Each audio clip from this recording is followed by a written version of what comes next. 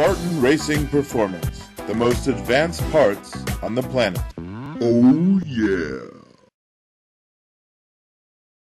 From the U.S. side, we have Mr. Robin Hartfield, Editor-in-Chief of V-Twin Magazine. We have Mr. Dennis Cox, Senior Editor of Dirt Wheels Magazine. Mr. Guido Ebert, Senior Editor of Dealer News. And Joel Martin, President of Martin Racing and Performance Parts.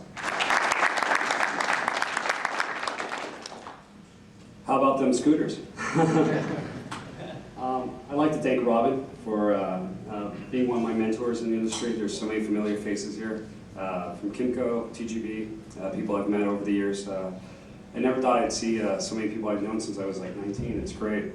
A little bit about my background. I started off working at my dad's scooter shop, and he was never an MIC member, and I never thought he would, you're laughing over there. I remember walking into his shop one day and seeing about 4,000 scooters bought at the auction from Japan that he had bought in Japan at the auction. He was putting them together and selling them as used, and they were gray market. You know, he had no idea what he was doing. But that used to happen a lot, and I think that was back in the early 90s, the market that the U.S. was facing. And now we're facing the same thing all over again with the mainland bikes. And I'm getting a little off topic here, but I just wanted to start off with, it's funny how history repeats itself, and we're going through that again. And there's been some great points covered today about the difference between the mainland and Taiwan. And I think Guido did a great job talking about that. So I'm not going to go over that stuff. I think we know the difference. Everybody here in this room should know by now the difference between Taiwan and China. It's not the same thing. I've been to multiple factories. SYM has one of the best factories I've seen out there, very high tech. I've tested and taken apart the TGV bikes, and they're some of the best bikes out there.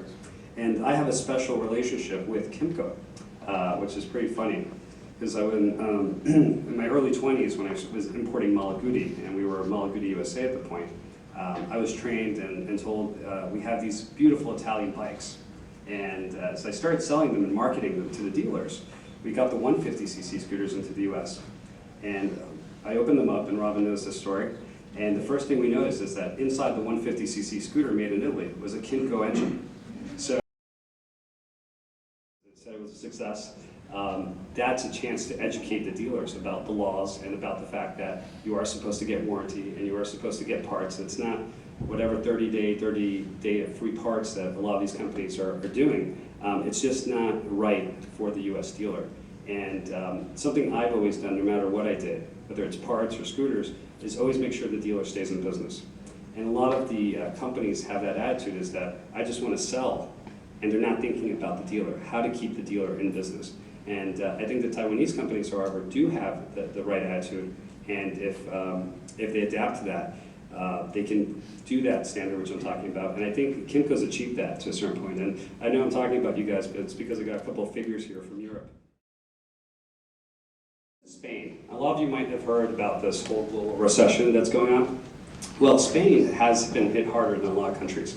And Kimco, despite the slowdown, what year is that? 2006? Okay.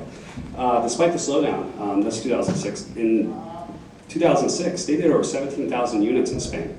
And to me, that's very impressive. When I was in high school and I studied in Madrid, and I see scooters everywhere, I would always see different brands. And Kimco's been growing and growing and growing, not just in Greece, as Guido mentioned, but in Italy. Italy's actually one of the harder markets. Let's go to 2007 here.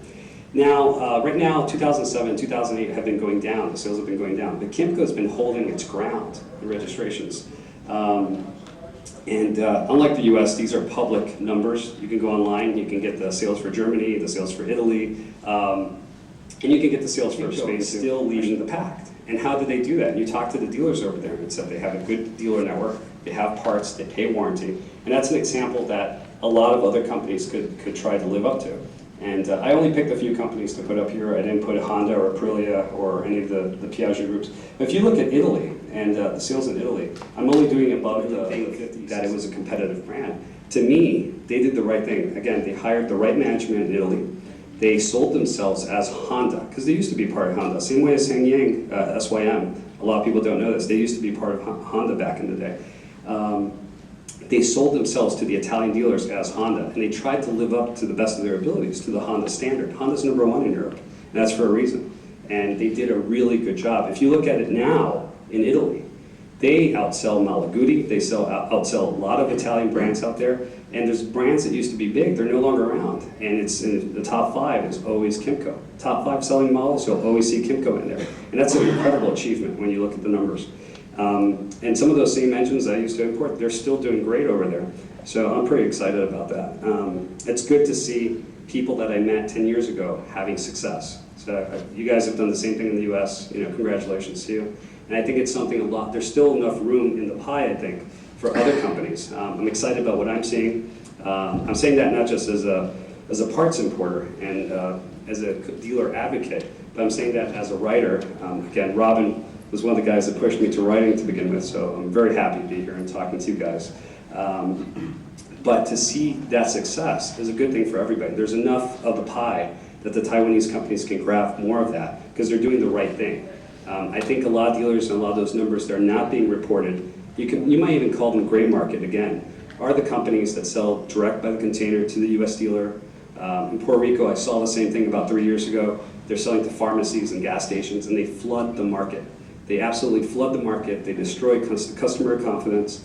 You know how many people write to me for my videos on YouTube or on MySpace telling me, hey, I just bought a scooter for the first time, and it broke down.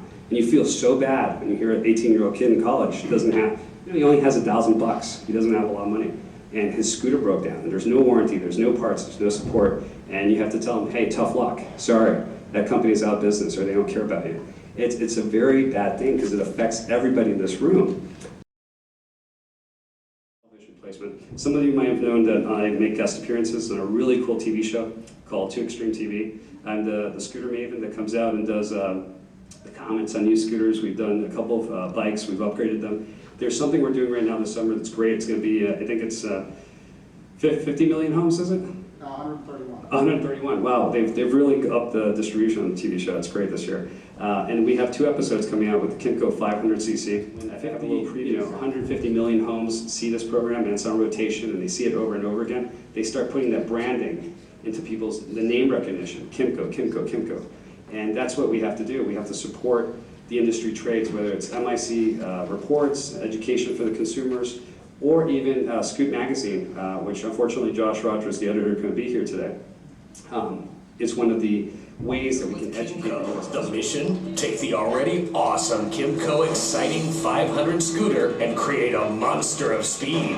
The crew begins by tearing the Kymco exciting 500 down to the frame and removing the large engine assembly.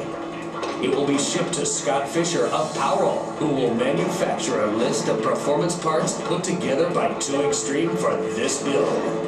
Joe and Chase then visit with Bobby Capua of Fiberworks to discuss the custom body modifications to make the Kymco as aerodynamic as possible.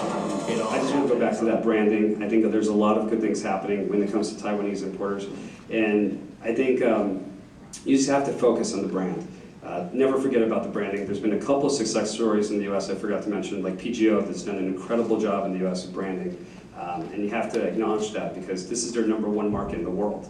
They're not selling bikes really anywhere except here in the US like they have. It's amazing. And it comes down to branding. They did a really good job at branding. And I think we have some brands that can do the same thing, SYM, TGB, and again, follow Kymco's lead. They did incredible in Europe. They're doing incredible in the US. And there's always room for improvement no matter what you do. And I thank you guys. I really never thought I'd be up here with these distinguished writers. I've been following Robin's work for years, and I wouldn't be writing if it wasn't for him, and Guido as well. And again, focus on the branding, whether you're a dealer or the distributor. You really have to focus on what your customer sees and what he hears. And try not to sell these bikes that are just going to break apart on these guys. Pick a reputable brand if you can. Have a great day.